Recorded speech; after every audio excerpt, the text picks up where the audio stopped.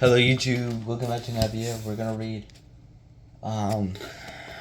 Mark chapter 4, the parable of the sower. This is a very important Bible chapter. It's in I think all four Gospels. Correct me if I'm wrong. But yeah, let's get into this.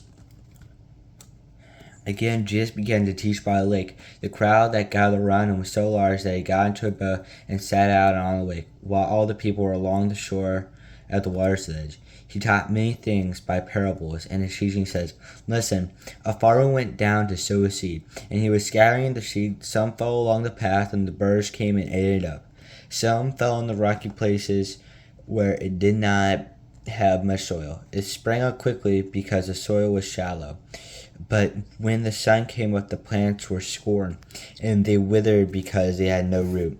Other seeds fell among thorns, which grew and choked the plants, so they did not bear grain. Still other seed fell on good soil.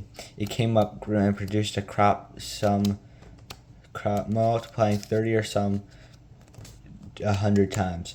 Then Jesus said, "Whoever has ears to hear, let him hear."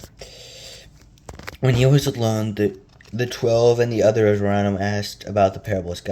He told them, "The secret of the kingdom of God has been given to you, but those on the outside, everything is said in parable, so that they may be ever seeing but never perceive, and hearing but never understand. Otherwise they might turn and be forgiven."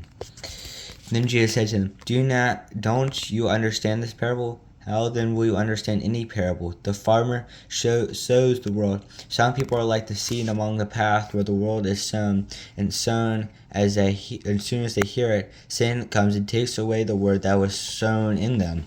Others, like seeds sown on rocky places, hear the word and at once receive it with joy. But since they have no root, they last only a short time. When trouble or persecution comes because of the word, they quickly fall away. Still others, like seeds sown among thorns, hear the word, but the worries of this life, the deceitfulness of wealth, and the desires of other things come and choke the word, making it unfruitful. Others, like seeds sown on good soil, hear the word, accept it, and produce a crop, some 30, some 60, some 100 times what is sown. A lamp on a stand. He said to them, "Do you bring in a lamp and put it under a bowl or a bed? Instead, why don't you put it on its stand? For whatever is hidden is meant to be disclosed, and whatever is concealed is meant to be brought into the open. If anyone has ears, let him hear. Consider carefully what you hear," he continued. "With the measure you use, it will be a measure to you, and even more. Whoever has been given more, whoever does not have, even what they have will be taken from them." The parable of the growing seed. He also said, "This is what the kingdom of God is like. A man scatters seeds on the ground, night and day, whether he sleeps or gets up, and seeds sprout and grows, though he does not know how. All by itself soil produces grain, first the stalk, then the head, then the full kernel in the head, and soon the grain is ripe. He puts the sickle into it because harvest has come." The parable of the mustard seed. Again he said, "What shall we say the kingdom of God is like, or what the parable shall we use to describe it? It is like a mustard seed, which is the smallest of all seeds on earth. Yet when planted, it grows and becomes the largest of all garden plants, which is such big branches that the birds can perch on its shade." With many similar parables, Jesus spoke so words to them as much as they could understand. He did not say anything to them without using a parable, but when he was alone with his own disciples, he explained everything. Jesus calms the storm.